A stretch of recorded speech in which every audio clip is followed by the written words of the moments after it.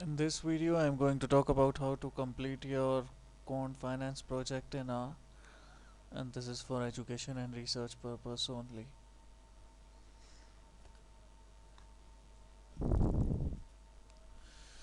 So, how to write a good research report? Whatever analysis you do, you should present it in the very right way to get the most out of your research. So, a research report or a project report should be made such that anybody who is reading it for the first time should be able to understand it and enjoy the meaning. So you should keep things very simple. At the same time, you should have the right depth.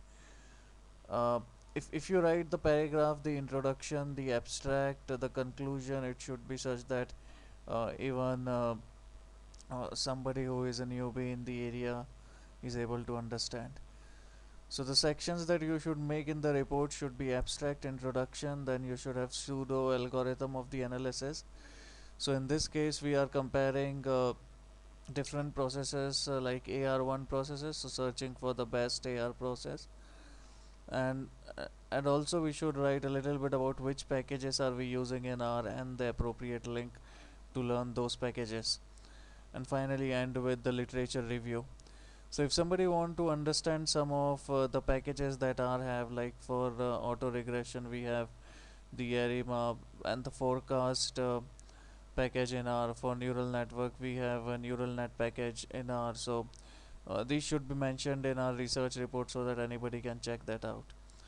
And whatever figures we are using in the research report should be cited. So below those figures you should write figure 1 and write that this is a screenshot of so and so, so that each figure should explain something and should have a figure number, so that if you cite it somewhere in your research report, that if you can see in figure 1 so and so, so you can use that figure. So numbering of figure again becomes very important.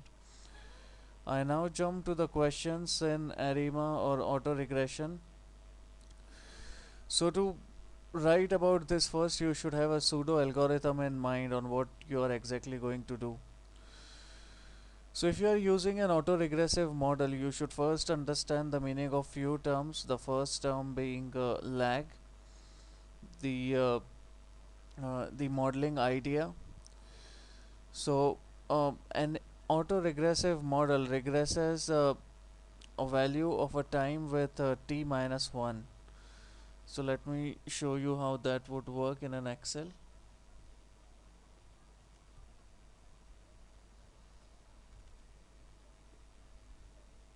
So if you have got some values, like suppose you have got the stock market value,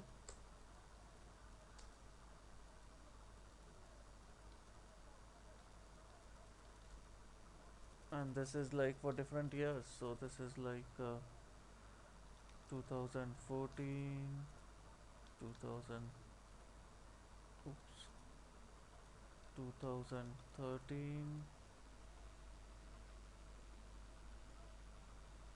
and so on. So if you want to regress 2014 and if you want to find an equation where you want to regress this with 2013 value, so you'll write the values in front of the numbers, and this becomes your y and this becomes your s.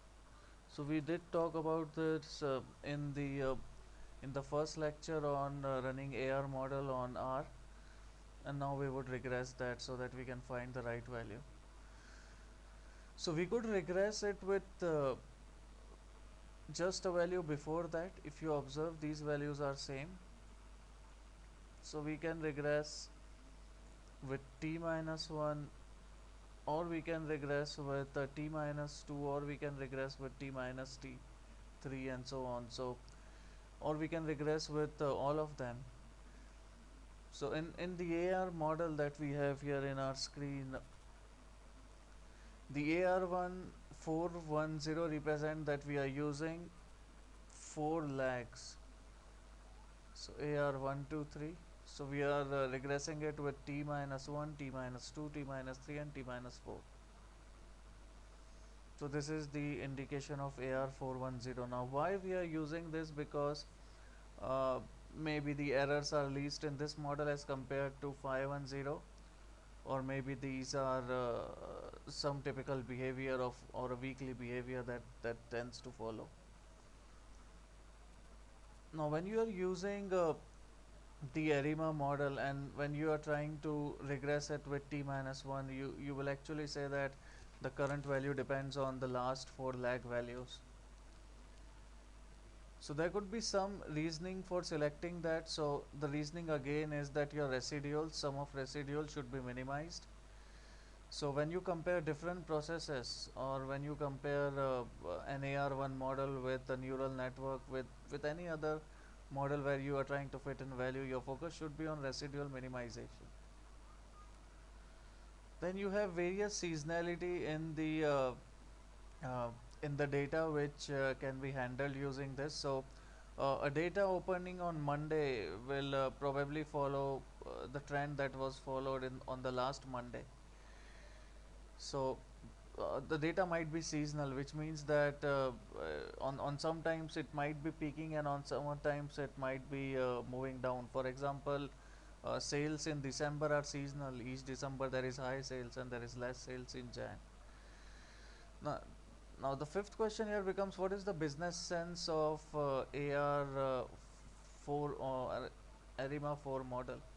Let me just give this the number so that it becomes easy for us to cite the question.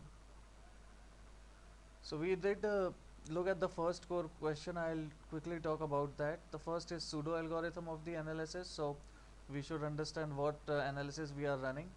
If we are running an ARIMA process, then we should understand what we are doing here, what would be our algorithm, and what should get us to the final result. So ARIMA 410 means you are regressing with t minus 1, t minus 2, t minus 3 and t minus 4. You are regressing this probably because you are getting the least residuals out of that. So you'll search for all t minus and you maybe you will get the best residual. We'll look at the other idea on selection of this different lag, and the most important being the autocorrelation that we'll see later. So the data is seasonal. So most of the data, as the name suggests, is seasonal. So it is dependent on the past time. That is one intuition on why we regress it with the time lags.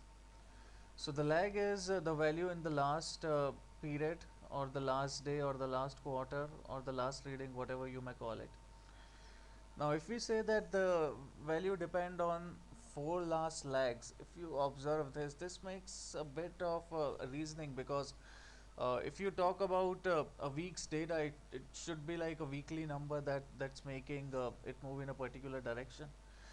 So the data on a Thursday would depend in a particular way on the data of Tuesday, Wednesday, Monday, the the last Friday and the last Thursday. So if we took 4 lags and the current value, maybe we get 5 days in a week, and that might be one business reason, or one hint why fourth lag was the best.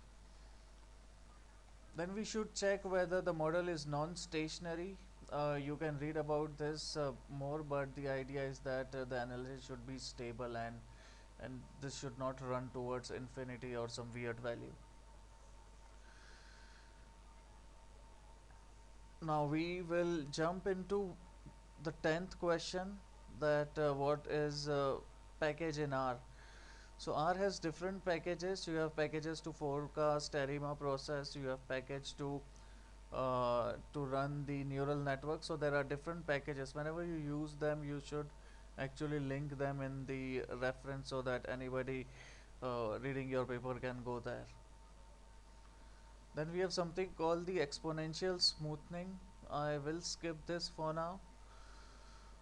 Again, in the conclusion of your research report, you should write why you used a particular AR1 model. So the reason for that would be that you run all those analyses and the residuals were minimized, or the mean square error was minimum. If you remember, mean square error was the term which we earlier compared with multiple regression and neural network to find out which model fits us the best.